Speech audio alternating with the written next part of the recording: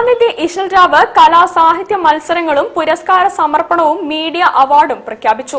ബാലാമണിയമ്മ സ്മാരക സുവർണമുദ്ര പുരസ്കാരം RK. ദാമോദരനും doctor Kunhabdulla സ്മാരക സുവർണമുദ്ര പുരസ്കാരം റഫീഖ് അഹമ്മദിനും അർഹരായി. മാധ്യമ ശ്രേഷ്ഠ പുരസ്കാരം ഇ.പി. മുഹമ്മദ്, ബ്യൂറോ ചീഫ്, സുപ്രഭാതം, Kozhikode.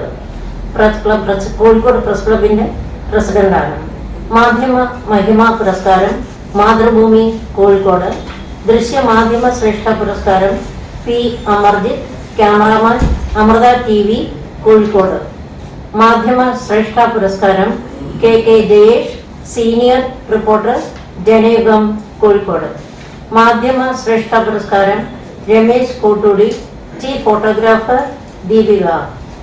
Kalanidhi centre for Indian arts and heritage ട്രസ്റ്റിന്റെ സിൽവർ ജൂബിലി ആഘോഷത്തിന്റെ ഭാഗമായി 2025 നവംബർ 29-30 തീയതികളിൽ കോഴിക്കോട് നളന്ദ ഓഡിറ്റോറിയത്തിൽ കലാനിധി ഇശൽരാവും പുരസ്കാര സമർപ്പണവും നടക്കും.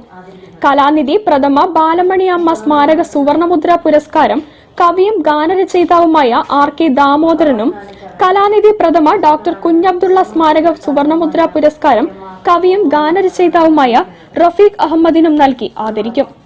നവംബർ 29 രാവിലെ 9:30 കലാനിധി ഇശൽരാവ് 2025 കലാ സാഹിത്യ മത്സരങ്ങൾ പിന്നണി ഗായിക ആര്യനന്ദ ആർ. ബാബു ഉദ്ഘാടനം ചെയ്യും.